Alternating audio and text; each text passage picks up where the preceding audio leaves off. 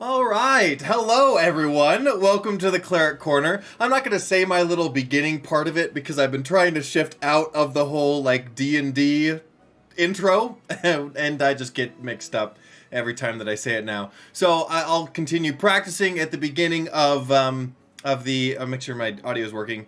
There we go. I'll keep practicing at the beginning of my videos as I record them, but oh man, doing it live? I don't know about that. But anyways, welcome. Today, we're going to do something fun. I have to apologize first. I do. Because it's been, what, 4 weeks since I've done the last live stream? And that is not okay. So I apologize, and I have not done that. I do enjoy these things. I enjoy kind of giving feedback and talking to you a lot. I see Patricia's the Human Fighter, always here. Love to see ya. Then we have Devil Ham, which is in the chat. Thank you guys so much for being the first up. As you can kind of see in the chat already, Indestructoboy dropped by right before because we're going to check out his stuff. In fact, recently he came out with a brand new class, which is supposed to be the tank of D&D. Now, I agree with him when he talks about how there really isn't a good tank build or tanking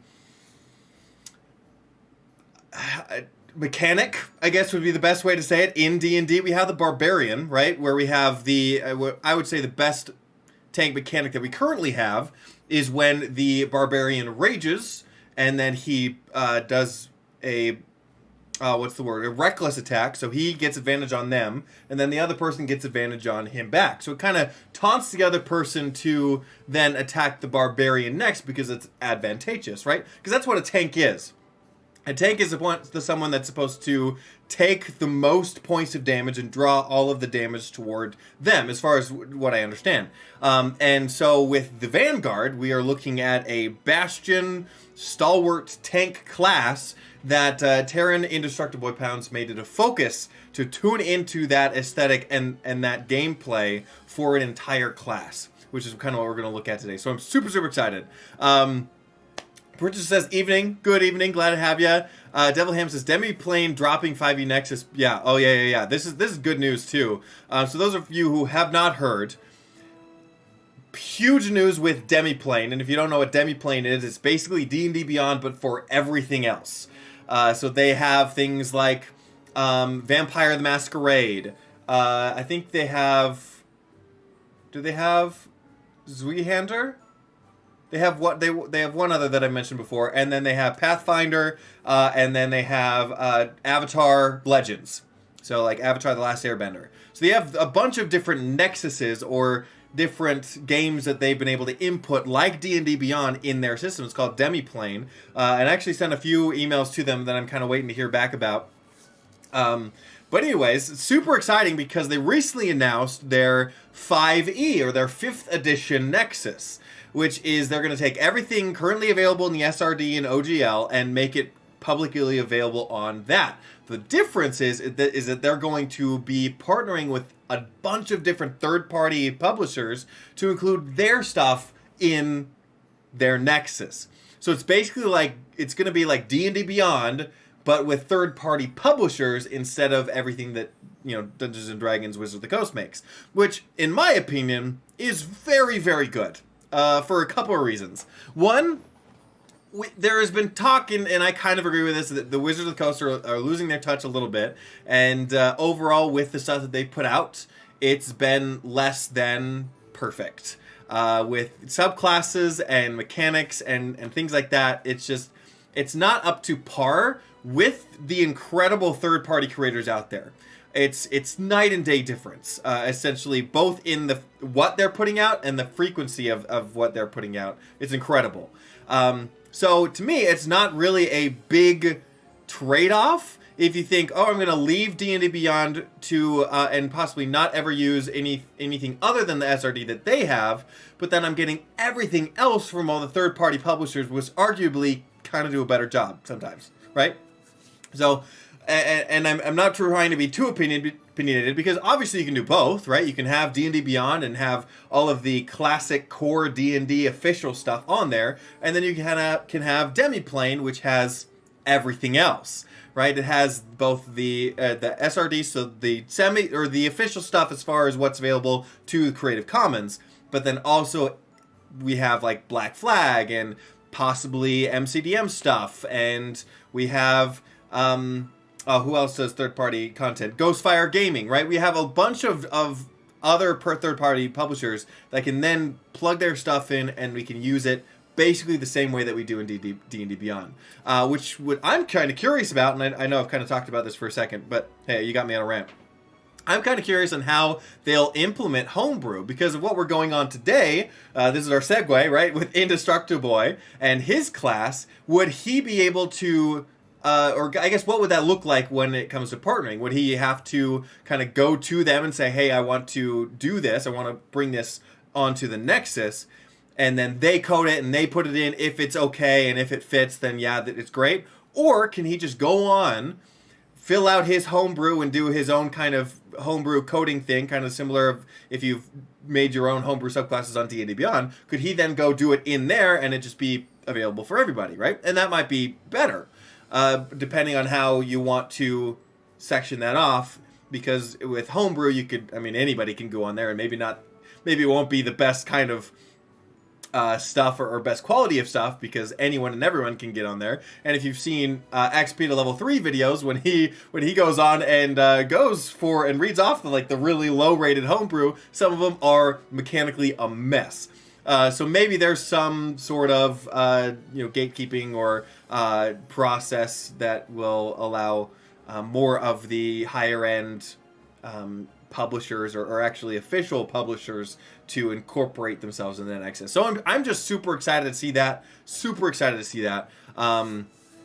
Along that line with news as well is Project Black Flag with Kobold Press just came out with their playtest. And maybe if we have time today, maybe we'll actually look at the playtest and see what they kind of have going on, because it's essentially what seems like a 6e clone or a 1D&D clone, where they are taking off their own version of D&D. It's still D&D. It's still like all of the rules of D&D, but it's going to be like their own version of it. A lot of people have kind of called it like the next Pathfinder, right? The Pathfinder of 1D&D, where Pathfinder took 3.5 and made their own version of it. Kobold Press is going to be doing basically the same thing with D&D 5e. So you have these two things where you have D&D 5e as the core, and then one branch off of one D&D and another branch off of Black Flag, and it's like, which one are you going to go for, right? Who knows? We'll see. Corrado in the chat, we have Vanguard, my favorite homebrew. Hey, awesome! Played this in 2 campaigns already. That's phenomenal. That's awesome. So you know more about this class than I do at this point, so I'll be looking to you for help in this chat. Patricia says, at this point, I have as many D&D 5e books as I'll ever need. Yeah, no, seriously though. Anything 5e compatible I buy from here on will be from third-party publishers. I'm kind of in the same boat, and that's kind of how it is, right? Like, if I had the choice and the know-how and the knowledge that I do now, like when the Spelljammer came out, I would have never bought Spelljammer. Ever. Because essentially, like, other than the monsters, I don't really use any of them. And I could have totally just looked at a third-party publisher that has looked at space, and I mentioned it in a video a couple weeks ago, where I talked about other space settings in D&D 5e OGL that you can use for a space D&D game. And it actually has the mechanics that the Spelljammer game setting did not have. So, so it's things like that. It's like, will Wizards of the Coast actually continue to put out things that we can use and that we will love, or are we just better off just buying other people's stuff because they do it better?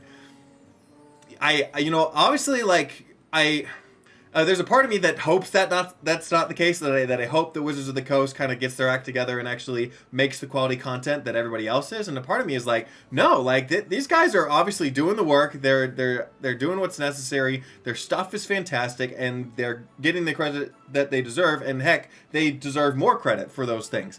And so maybe this is the time to kind of take those things and run with it and actually go to where the best fruit is, right?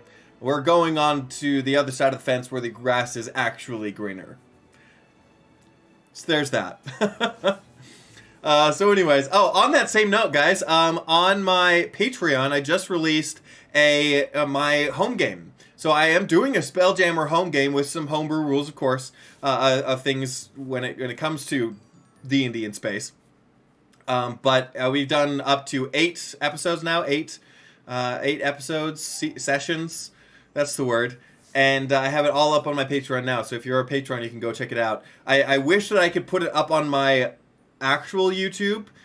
One, it's not really at the quality that I really want to put on YouTube. And 2, because of the algorithm, if I put an hour, 2-3 hour long video as a live play series, it messes up the algorithm and puts all my views to crap. So unfortunately the algorithm is like that. That's totally why XP to Level 3 has a separate channel for his regular videos and a separate one for his live stream. So eventually maybe I'll make a second video or a second channel to put up all my live streams on.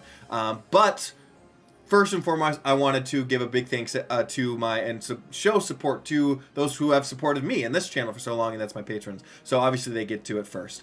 On that note, I do want to give a big thanks to my Patreon members, and I think that I have all these right. I think there might be a couple that recently either switched out, so if I miss you, I apologize.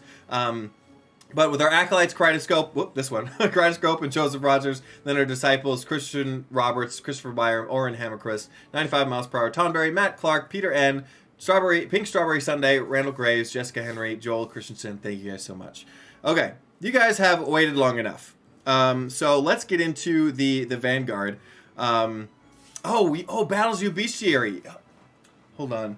I just got their books in the mail. We got this right here. Oh, yeah, Battle Zoo Bestiary. Just got that, actually. So that's funny.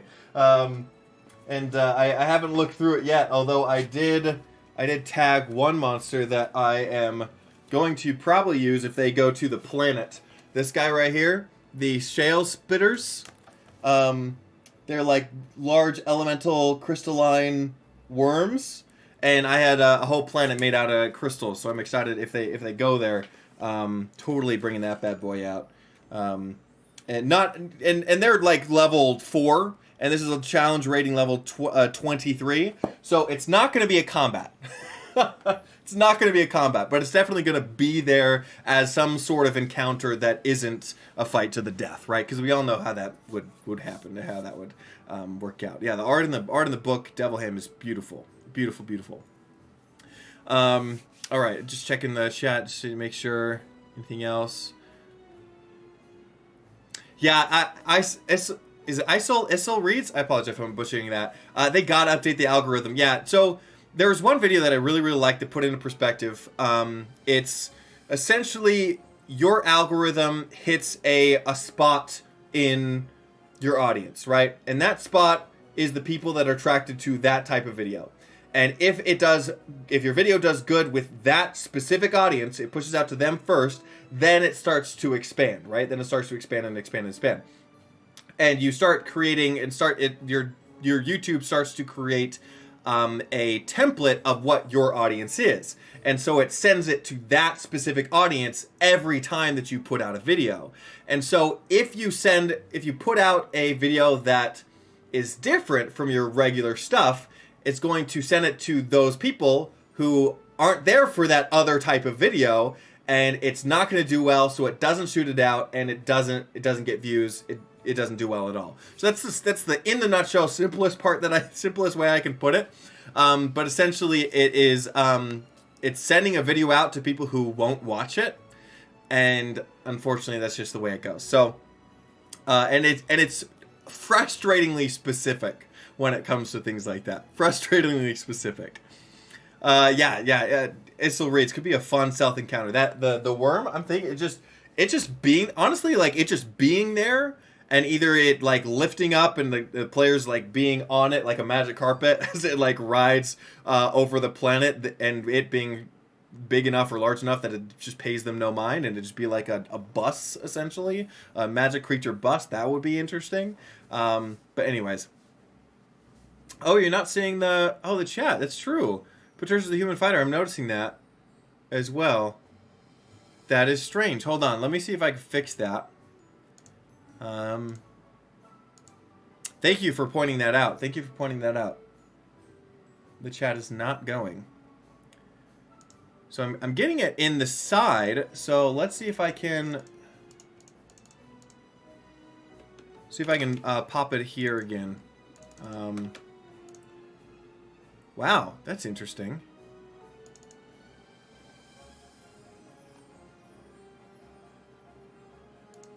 Well, that's unfortunate. Well, let's go to browsing. Maybe it's fixed over there? No. Why is it doing that?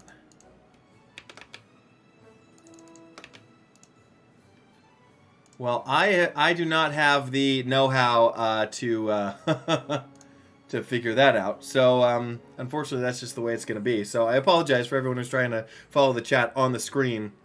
It's going to have to be on the bottom. So, anyways, yeah. Talking about frustrating things about YouTube. Yeah, and Devil Ham, especially with the shorts. So now they rolled out short content or monetizing short content. And if I'm being perfectly honest, it's really not much better than what they had before.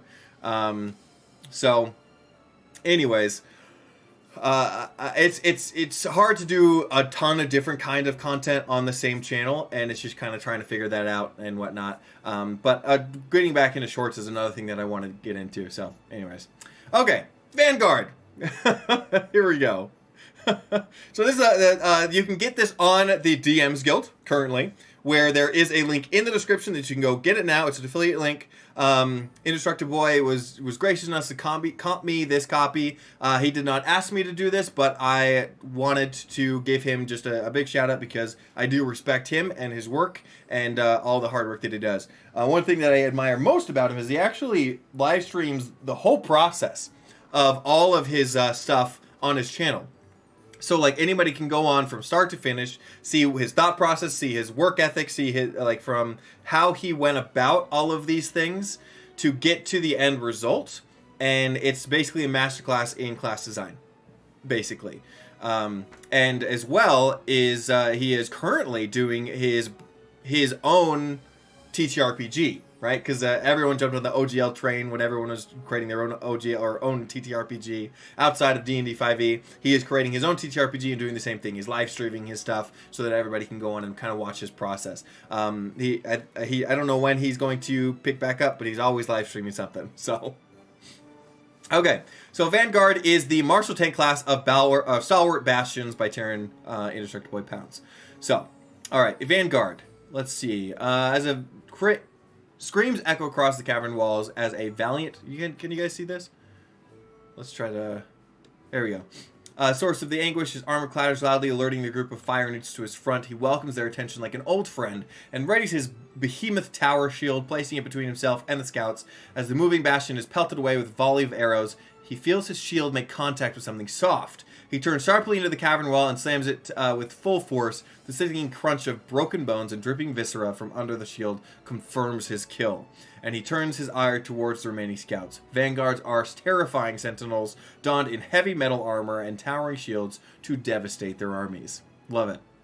And just the art, too. He's always bragging about his artists and how awesome they are, and I agree. Okay. So I'm not going to read every single thing because we're going to be here a while, but I'm going to try to hit all of the stuff. So, reminder, you have actions, ready or shove attacks, bonus actions, bonus action shove, movement.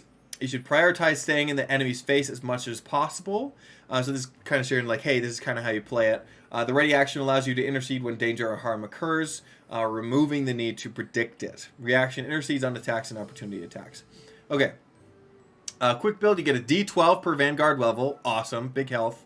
And then proficiencies, all armor, shields, simple melee weapons, none. So I think it's cool that you're not getting martial weapons, but just simple weapons, because most of the stuff that you're going to do is in your shield. Saving throws, strength and constitution, skills, athletics, and one other skill of your choice. So starting equipment is shield or a tower shield, which is a new item. I wonder if the item is in some... excuse me. Here at the bottom. If we can look at the tower shield real quick. Here's some concept art stuff at the end, which is really, really cool. Armor and shields. Okay, tower shield. Here we go. Plus 2 AC, so strength. I think the strength 15 is the prerequisite. Stealth at disadvantage. And then properties, heavy, two-handed. Oh, it's a two-handed shield. Nice. And the tower shield grants you half cover. So it's kind of the bonus aspect of a tower shield. That's really, really cool. Which usually gives you another +2 to your armor class. Creature gains the benefits of half cover and has a +2 to AC and dexterity saving throws. Okay, so it's +2 to dexterity saving throws. I think I forgot about that part, if it's in there. Okay, yeah, and then shield stuff. We kind of know this stuff, but it's great to have it in all one little place. And I'm trying, and I'm going to try to review this as best I can. I don't do reviews often, but want to do it the best I can. Okay, so ability score media minimum. Yep, for multi-classing, you have that in there, and then the Vanguard features. Here we go, guys. From level 1 as a Vanguard, you get Shield Bearer. You prioritize protection above all else, specializing in defense combat with shields. You can benefit from wielding 2 shields at the same time. If you do, the AC bonus of the second shield is halved. Pretty cool. And you can use a bonus action on your turn to try and shove the creature. That's actually really cool. So you have, from what I understand, it's not the tower shield that you can dual wield, but just 2 normal shields, 1 on each hand. And I think we get to attack with them later. Tower shield, while you are wielding a tower shield, you can use a bonus action to take a wide stance, providing half cover to creatures of your choice within 5 feet of you until the start of your next turn or until you doff the shield. That's really awesome. So not only are you giving a +2 shield to yourself, you're getting a +2 to the people around you, and that's kind of like almost paladin-esque, which is to me it does fit the whole defender aesthetic. Yeah, Corrado, I got the version that came out today. Yes, yes. So another thing to note, he did message me and say, like, if you want a soft cover of this thing in the DM's Guild right now, there are some formatting issues, but it should be good in the next day or two if I remember what he said correctly. So if you want a soft cover version of the book, of this thing, soft cover, then maybe wait a couple days and then go in. At level 1, you also get Guard. In battle, you stand guard over your allies, ready to be their Aegis. If you take the ready action to move up to your speed, you can try to shove a creature during the same action. Additionally, if a creature provokes an opportunity attack from you, you can try to shove it instead. I just really like that because it just gives you more to do with the actions that you already have. So, obviously, at any other day, you can use your ready action to move or to dash, but at this point you can use it to dash and shove a creature to the ground, so you're potentially defending a person. If someone is coming close enough to attack an ally, you can run up to them, shove them to the ground before they get to them, and then all of a sudden they have to use half of their movement to get up, and now they can't get to that other person. That's awesome. Same thing with opportunity attack. If they're trying to get away from you onto somebody else, you can pile drive them into the ground. Level 2, Fortitude. Also, while I'm reading this, if you do have a question, make sure to put question in all caps in the chat so that I can pick it out of the chat to make sure I get to your question and while I'm reading all of this. So, Fortitude, we have, while wearing heavy armor, you are a walking bastion of unbreakable poise, granting you the following benefits. 1. Any bludgeoning, piercing, or slashing damage you take is reduced by an amount equal to half your Vanguard level. So that's pretty cool. I imagine that's just for free, right? You take is reduced by an amount equal to your half of your Vanguard level. So it's not like Rage, where you're just resistant to it, but you're potentially reducing it by an amount equal to half your Vanguard level. So if it's level 20, right? If you're level 20, you take off 10 points of damage for every bludgeoning, piercing, or slashing damage you take. Which at the beginning you can kind of think like, oh, maybe that's not a lot. But if you're taking off 10 hit points, there's a certain amount of creatures that can never do damage to you ever. Whereas opposed to the barbarian, no matter how little you are, you attack them with a 2-point attack. The barbarian still takes 1 point of damage. Number 2 thing you count as being 1 size larger when making strength-based ability checks and strength save throws. You can also have advantage on strength checks you make against medium and smaller targets. Okay, pretty cool. So again, a little bit different from the barbarian, where when they rage, they have strength advantage on strength checks against everything. This one, they give you strength checks against creatures specifically that are medium or smaller. Oh, maybe not creatures specifically. It's just this target. So not creatures, but just medium and smaller targets. So yeah. So if I'm reading that correctly, the barbarian might be better with strength-based saving throws with things, or strength checks with things bigger than them, and this guy might be better at things smaller than them. Number 3 that you get is if you succeed in shoving a target that is your size or smaller, you can push it up to 10 feet away from you, or push the target up to 5 feet away from you and knock it prone. Oh, wow, that's awesome. So this doubles on the previous features that you get with shoving a creature. So if it's your size or smaller, you can also push it 10 feet, which is 10 feet away, which is 5 extra feet than normal, or you can push it 5 feet away from you and knock it prone. Guys, I'm getting excited about this one. Okay, rampant charge, level 2. You can throw caution to the wind to break enemy lines. If you move at least 10 feet in a straight line, you can choose to charge in a straight line for the rest of the move. Okay, so you're moving straight forward for a while. Basically doing a running attack. If you move into a space of another creature during the charge, you can try to shove it. Awesome. If you successfully shove it, you push it ahead of you for the rest of your move. Oh, so the charge ends early if you lose a contest to shove a creature, or if you push a creature into a structure. Any creatures pushed into a structure take bludgeoning damage equal to 2d6 plus your strength modifier. That was just really cool because of the flavor of it, right? Where you're ramming into somebody with your shield and they can't get footing as you are pushing them either 20 feet away or into a building. And if I'm reading again this right, because you can push it ahead of you for the rest of your move if you successfully shove it. So I'm assuming that if you shove it, you could also make it go prone at the end of the move, based on this previous ability here. Let me know if I'm getting that wrong. Yeah, it still reads knocking prone at early levels is really good, really good. I mean, heck, it's pretty good at like any levels. Honestly, it's a very control-esque thing, and I think it's underutilized by players all around, to be honest. So let me make sure if I'm getting this right. So if you move into another space of another creature during the charge, so you're moving into their space, you can try to shove it. So again, contested rolls. If you successfully shove it, you push it for the rest of your move. But if you're shoving it, it's not clear there. But if you're shoving it, I imagine you can push it another 10 feet after you finish your move. The charge ends early if you lose the contest to shove a creature or push a creature into a structure. I mean, that's what I would say. If I was having a player, I would say, like, if you shove it, you're pushing it to the end of the move, you either get to push it an extra 10 feet or it's another 5 feet in prone. Because you're shoving it. When you charge, attack rolls against you have advantage until the start of your next turn. Okay, that's really good. Okay, so I was going to say, especially at that point then, because I do feel like that's a good, strong feature. This is a really good balancing aspect of it, where your attack rolls against you have advantage. Because you're busy pushing somebody else, your back is a little exposed. Third guard, Vanguardian Mandate. At third level, you choose a mandate that embodies the tactics you employ in defending others. Your choice grants you features at 3rd, 6th, 10th, and 14th level.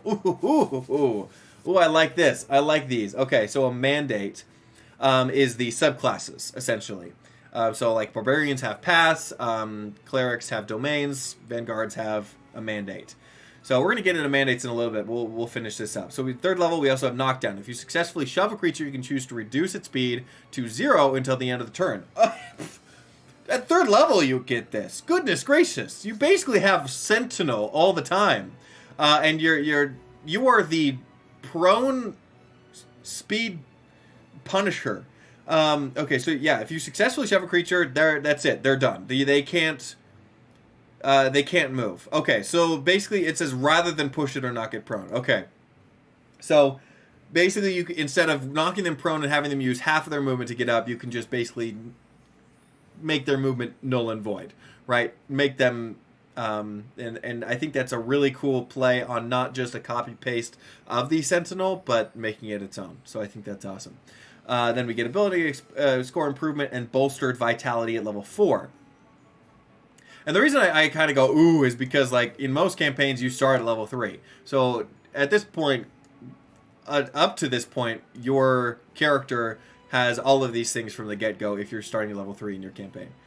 Level 4, when you finish a long rest, you regain all of your hit die rather than half. Oh, that's such a cool play. That's so cool. Again, like simple, but very flavorful. And it's especially tacked on with an ability score improvement, which you don't usually have more than one thing at that point. As a spellcaster, you might get like an extra spell and your ability score improvement, but unless I'm wrong, you don't get a lot as far as the other ones go. But you get the ability score improvement as well as the bolstered vitality. Okay, and then 5, you get Ever Ready. While you're not incapacitated or surprised, no effect can prevent you from using your reaction. Okay. So as long as you're not incapacitated, no effect can prevent you from using a reaction. So there's a lot of spells and monster abilities that make you, if I'm again reading this this correctly, make you you can only choose from doing an attack or a bonus action on your turn, and you can't use reactions. This one allows you to be able to use your reactions forever. You can take up to 2 reactions per round, but only 1 per turn.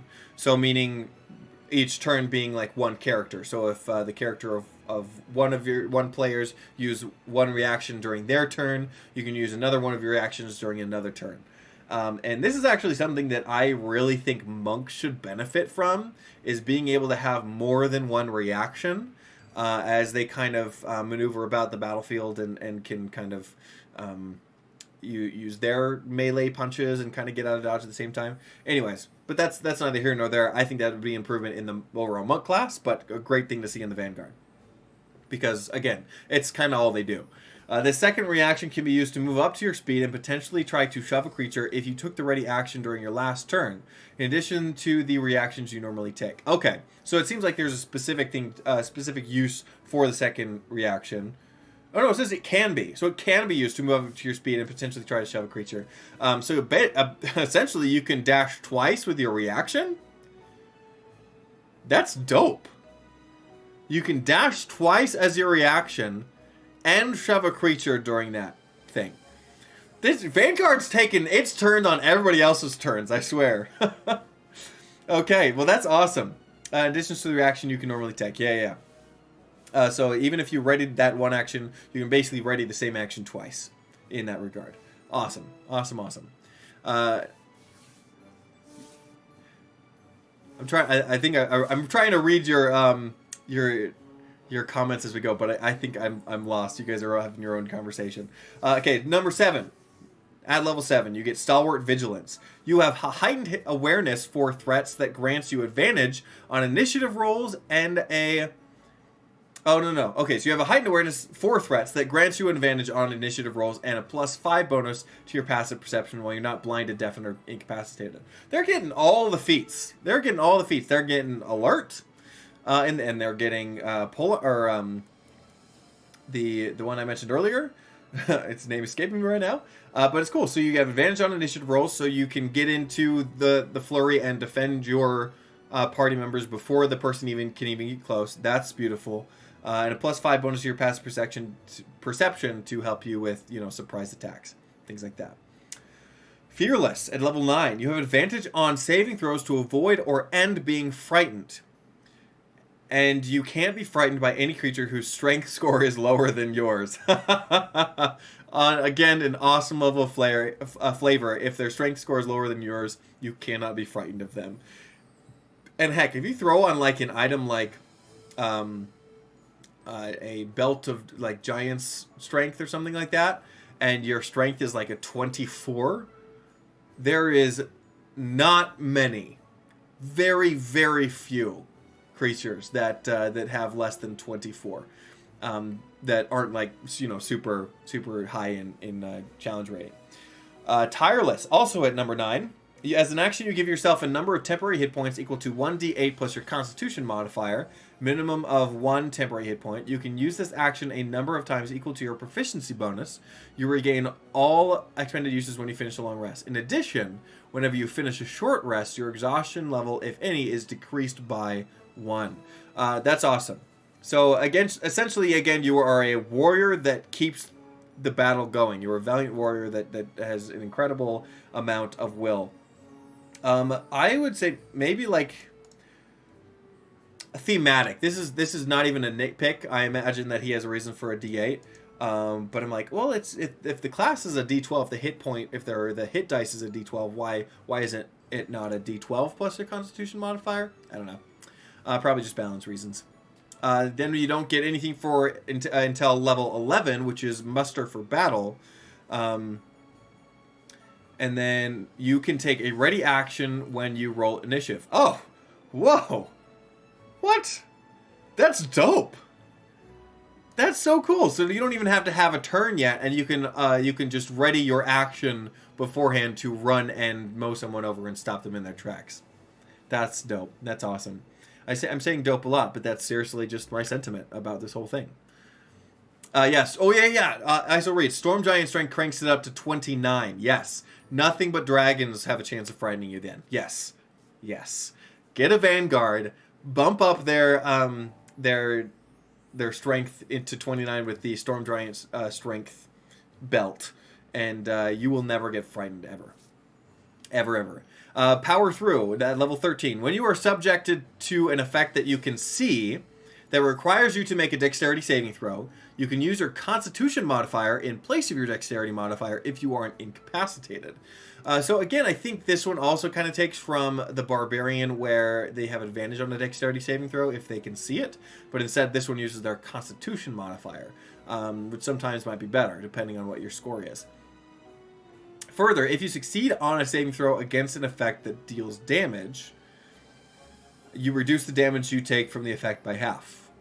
That's awesome. So as long as it's dexterity modifier, you kind of almost get the best of both worlds with the rogue and the barbarian, where you have a Constitution modifier instead of dexterity modifier. So instead of like dodging out of the way, you just kind of take it full force, and it's almost like that the flame breath of the dragon, where it's breathing on you, and instead of dodging out of the way like the rogue, you have the big shield guy just pushes shield in the ground and just washes over him, and him being safe behind the shield. Super thematic. I love it. It's exactly what you expect with something like this. So further you reduce the damage you take from the effect by half. So essentially, it's not exactly like you reduce it to 0, but you reduce the damage you take by effect by half. So if you succeed it, let's say it does 40 points of damage. The rogue succeeds, they take none. But if you succeed, instead of taking 20, you take 10. So pretty good. Still keeping it a little bit different from other classes that may have similar things. Behemoth Might at level 15. I need to hurry this up. You count as being 2 sizes larger, minimum huge, when making strength-based ability checks and saving throws. Okay, so it's an increase of what we had before. You also have advantage on strength checks you can make against large and smaller targets. Additionally, you ignore the two-handed property of tower shields. Now you can dual-wield the tower shields. I wonder if the half and the half cover equals full cover. There's a 4 here. Maybe we'll see that later if that's clarified. But force of will, if you try to shove a creature that this is 17. If you try to shove a creature and lose the contest, you can try to shove it as if you had won. Once you use this feature, you can do so. You can't do so against you finish a short or long rest. So once per short rest, if someone doesn't want to be shoved and wins over being shoved, you could be like, no, sorry, and just shove them to the ground anyways. It's the struggle, and then them pushing back, and you're like, no, and kind of you throwing your fist on the back of the shield and knocking them down to the rest of the way. Love it. Tower and Colossus at 18th level. Your Constitution score is increased by 4. There you go. You don't even need the giant strength. For people who are watching this before and saw that earlier, they're thinking like, oh, wait till he sees that. But the Constitution score increases to 24, so yeah, anything less than a 24, you don't even need a giant strength belt. and you still have no issue getting away from the frightened condition. Additionally, while your feet are and why that's so important too is because frightened specifically is something that hinders your movement. You cannot get any closer to the creature with being frightened. So obviously that's a big debilitator when you are trying to use a reaction, you're trying to move around, you're trying to stop the other creature in their tracks. You have to be there to hit them in order to do that. So any way that you can avoid that specific condition, the better. Because that condition specifically will shut the Vanguard down. So if you are a Vanguard, make sure that you're doing all of those things. But if you are trying to defeat a Vanguard, maybe if you're another player or the DM, you know exactly what's going to stop them in their tracks. Okay, I almost said Indestructoboy. I see what you did there. Indestructible at 20th level. While you are wearing heavy armor, you are immune to bludgeoning, piercing, and slashing damage dealt by other creatures. Awesome. That does not kill you outright. Oh, interesting. So, wait, that does not kill you outright. Interesting.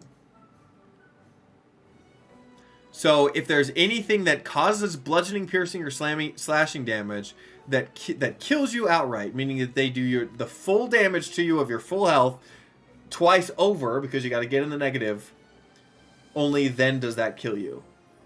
Which would be an interesting play to see that. Okay, here was the 4 up here that we saw. That we ignore the two-handed property of tower shields.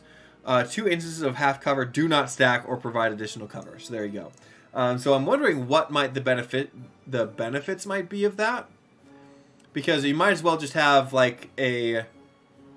Oh well, no. I mean, you just get another +2. So if you get a +2 of your one tower shield, a +2 of your other tower shield, and a +2 of your half cover, that's a +6. A +6 to your AC. That's great. Okay, so here are the mandates. This is the subclasses. We have first the Ardent, which is a passion for sheltering others from harm, manifests in psychic power. This awakening allows them to project stationary barriers of psychic energy. That's awesome, and launch enemies with telekinetic force. Okay, I'm excited for this one. 3rd level, unlike other psionic archetypes, you tap into your inner reserves to manifest the psionic powers you have. I'm already sold on this one. I don't even need to read it. I'm already sold, which are detailed below. You can manifest your psionic powers a number of times equal to twice your proficiency bonus. You regain expended uses when you finish a long rest, so twice per day.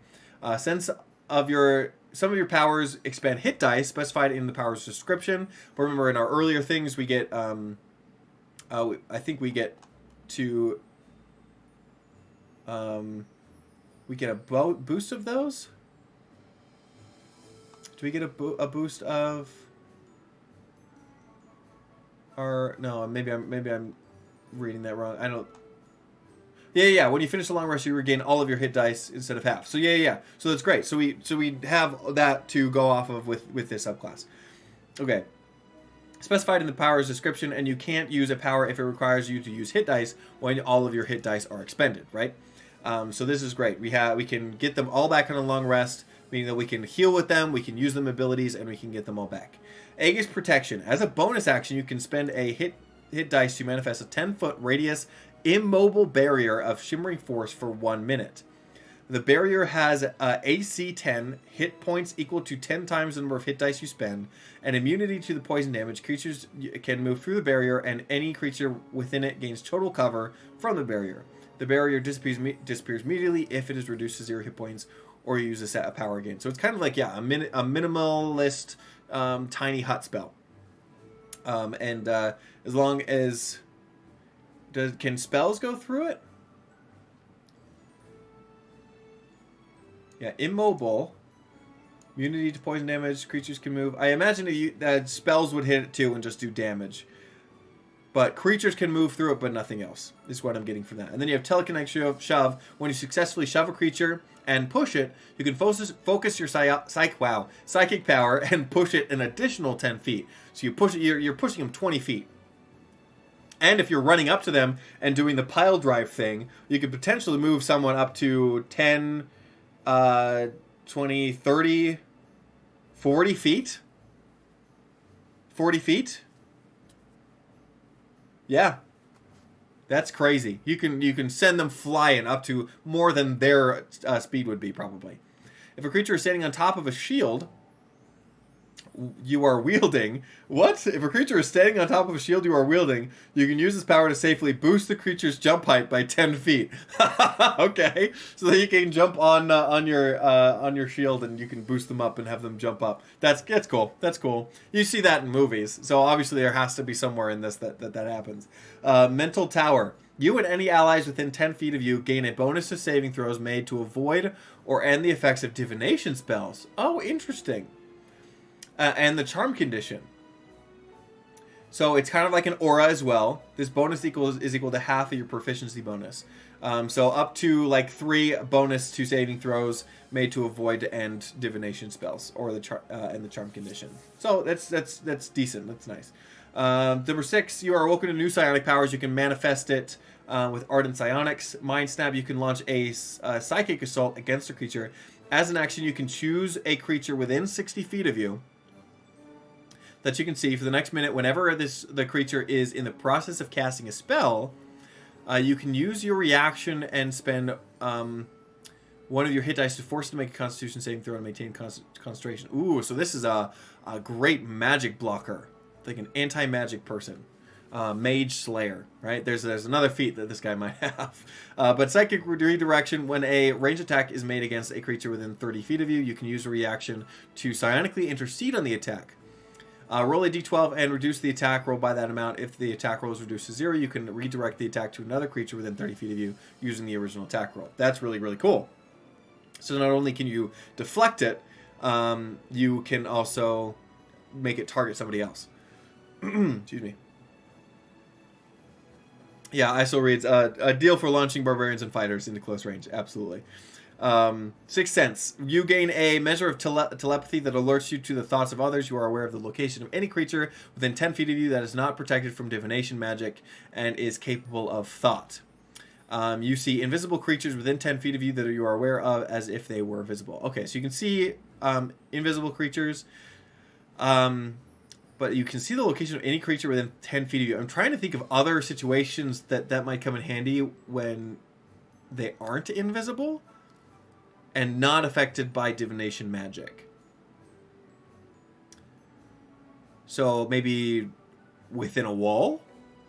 So you can maybe like hear or notice that there's people like behind a door, behind a wall. So I can see that might come in handy if we're wondering, hey, is there anybody behind this door? Yeah, you sense a couple people. That's nice.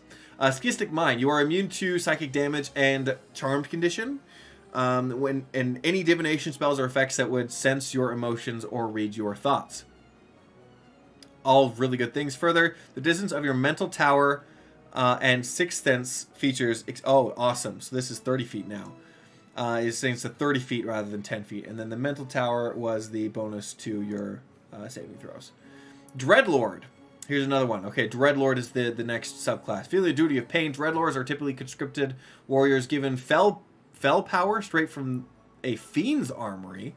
A Dreadlord draws upon this power to punish those that dare draw their blades on them. A punishment they delight in coercing their enemies to inflict upon themselves. That's really, really cool. So we have basically a demon or a devil Vanguard. Sightless Watch. You learn to read, speak, and write Infernal and Abyssal. Additionally, you can see in darkness, both magical and non-magical. Oh, they hit Devil Sight. Oh, that's so good. Out to a range of 30 feet, increasing to 60 feet when you reach 11th level. Wrathchild, if that's a good name. If a creature misses you with an attack roll, you can allow the attack to hit. If you do, the attacker hits psychic damage. Okay, hold on. Creature misses you with an attack roll, so miss. You can allow the attack to hit. Oh, interesting. So if you do, the attacker takes psychic damage equal to your Constitution modifier. You're like, you can hit me, you thought.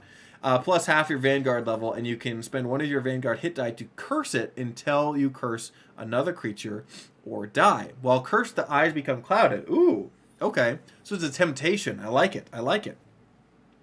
At the start of each of the creature's turns, it must make a wisdom saving throw. On a failure, the clouding becomes magical darkness that blinds the creature while trying to perceive any creature other than its allies or you until the start of its turn. So interesting. So it's not blinded, but it's magical darkness.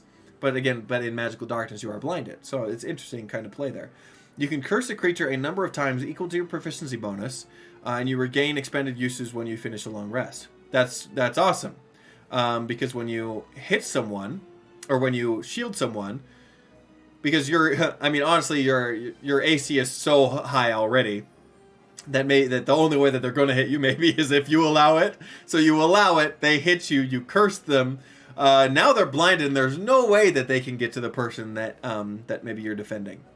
Betrayer's Blessing. When you curse a target with Wrathchild, you can use your reaction to gain 1d20 temporary hit points and resistance to the next instance of damage you take in the next minute. Remember, you can take this reaction outside of the other reaction that you do when you hold your reaction.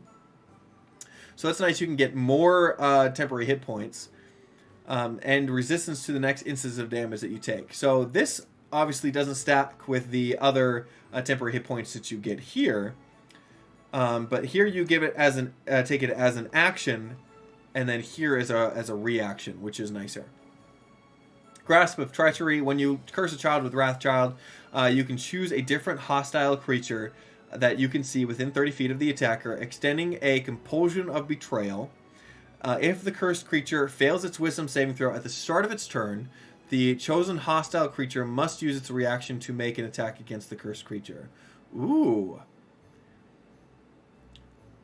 So you're almost enraging somebody else, and you're hitting two birds with one stone. Because you can force somebody else to attack the cursed creature, yeah? Yeah, it's a different hostile creature. It's not an ally. And the cursed creature has to fail their wisdom save, but the hostile creature uses reaction to make an attack against the cursed creature. So it's within 30 feet. So hopefully that attacker, it doesn't say that it moves for that reaction. So you just kind of have to make sure that the other creature has a ranged attack, it looks like. And maybe I'm reading that wrong, but yeah, that's something to think about when you use that feature. Into the Void, 14th level feature. This is the capstone of the subclass. When a creature attacks you or deals damage to you, you can force it to make a charisma saving throw. On a failure, the creature is presented to you. The creature is presented to you to answer for its transgressions, depending on its distance from you. So I think this basically can stack, because you don't have to use a bonus action or a reaction to make them roll this charisma saving throw. And you can curse it at the same time. So you can curse it and make it do this. If the creature is within 60 feet of you, it is pulled towards you, arriving at the nearest unoccupied space to you. If the pulled creature impacts any other creatures that are its size or smaller, they must succeed on a strength saving throw or be pulled as well. Oh, dang. If the pulled creature impacts an object, it takes 1d10 bludgeoning damage for every 10 feet it was pulled and is stunned until the end of your next turn. Dang! If the creature is further than 60 feet of you, but on the same plane of existence... Wow. It takes 3d8 plus your constitution mod... Wait. Yeah, same plane of existence. Interesting that they added that. Okay, but it's further than 60 feet of you, but on the same plane of existence. It takes 3d8 plus your constitution modifier, psychic damage, and is teleported to the nearest unoccupied space within 5 feet of you. So even if they're really far away, they can teleport them here, but they might not impact something. A creature on a different plane of existence takes this damage, but is not teleported. Interesting that they can, in some instances, can attack you, and you can still refute that. Once a creature fails a saving throw against this feature, you can't use it again until you finish the long rest. That's still really awesome. Gosh, so flavorful. How many do we got? We got Juggernaut. We got the... Wait a second. Am I missing a page? 7, 8... Yeah, Juggernaut features, and then it goes to Vanguard. But we only get up to level 3 on this one. Is that correct? Where's the rest of the Vanguard? Or where's the... You guys seeing this too? Interesting. Well, we're kind of out of time anyways. There's a couple more. I'll go over them briefly. I won't read them like I did the other ones. But we'll kind of get the feel for each one if we kind of read the beginning of it. For the Juggernaut, while almost more of the compulsion rather than duty, the Juggernaut is a Vanguard with a drive for havoc. That's interesting. So I'll have to read that later when maybe I get the rest of the subclass. And then Rhineguard, defenders of Frostbound Kingdoms, standing strong in the bite of winter. Ooh, this might be really good. Rhineguards are Vanguards that embody a terrifying Borea. Vanguards are under this mandate may model themselves after Frost Giants. Yep. Be within the ranks of White Dragon's military. Ooh, or have been raised for service by a Boer hag. Love that flavor. Their bond to the cold doesn't necessarily grant them access to spells, despite likely having taken some boreal rituals to harness their powers. I can see like some freezing mechanics on there. I'm excited to read that. And then we have the Templar. So this is like religious order of Vanguard. Knights of religious order. Templars are blessed vanguards. They take on a righteous duty of sacrifice and selflessness. Their armor tends to reflect this pledge, typically with solemn faces of networthy martyrs and prophets of their faith. So cool. Oh, and then we have Vexator, one last one. These vanguards apply braggadocious, that's a word, taunts, to draw the ire of their enemies, goading hostilities away from their allies. This is what I was talking about at the very, very beginning. The goading mechanics that we don't often see. And a Vexator, I think, is specifically made for this purpose of goading hostilities away from their allies, not only just defending them, but goading it away. Vector sent to grand claims of glory and prestige, a signature of the gladiatorial arena lords, boastful champions of combat sport that strive to become living legends. Beautiful. And then we also have character backgrounds in this. We have extra feats that you can put in there, equipment that we went over a little bit, and then some appendices, art at the very end. So as you can see, just a really cool subclass out of the many that he's made. Here are some creature statistics at the end for DMs if you want to throw these at your players, but not necessarily have a whole character attached to it. Just so cool. So, anyways, I'll ask him about the Juggernaut, and maybe he'll know, and maybe he'll be able to fix that before again the other thing goes to print, because this was the latest one. He literally sent me this 5 minutes before the stream started. Yeah, okay, so Corrado says Juggernaut was the one charging into battle, breaking walls and doors. So there's a siege one. That's awesome. Push more than one enemy in your charge, builds off the base charge. That's cool. Okay, so I can't wait to read that one as well. I'll probably have to look at this another time, though, because, hey, again, we're done, and I got to do other things. But thank you guys so much. Well, again, we'll put the title page here. Again, you can get it through a link on below. I have an affiliate link down to the DMs Guild if you like. But honestly, just big props to Indestructoboy and his continued amazing works. Just give him a thanks. Give him a thanks to that just in providing me some of his work so that I can show it to you guys. He doesn't have to, but he's awesome in doing that, as well as just having this openly available for people to watch on his streams is just awesome. So, yeah, Patricia's Human Fighter. There's also a Path of Juggernaut Barbarian, which is just in the Critical Role Tal'Dorei setting. Yes, I have that book back here. Not sure if that would confuse matters any. I mean, not really. I mean, I guess maybe I'm confused on why it would be confusing. The name, yes, is both the exact same on the both, but it kind of gets kind of the same flavor almost. Although I have to kind of look at what the Juggernaut is, or remind myself what the Juggernaut did in the Tal'Dorei Reborn setting.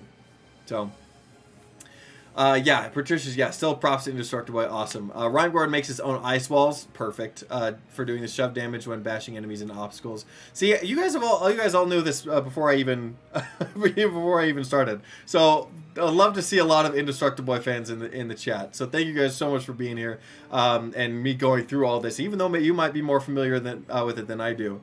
But anyways, so with that out of the way, thank you again for being here this weekend. I have a fun, speaking of non-OGL stuff, non-Wizards of the Coast stuff, I'll be doing a full review and how to play of a TTRPG called Coyote and Crow, which through the comments in my other videos was very popular. You guys wanted to see that, so I reached out to the developers and they sent me a copy, and it's great. So anyways, thank you guys again so much for being here, and hey, go out there and spread the good word of TTRPGs and make the world a better place, both on and off the table. See you in the next one.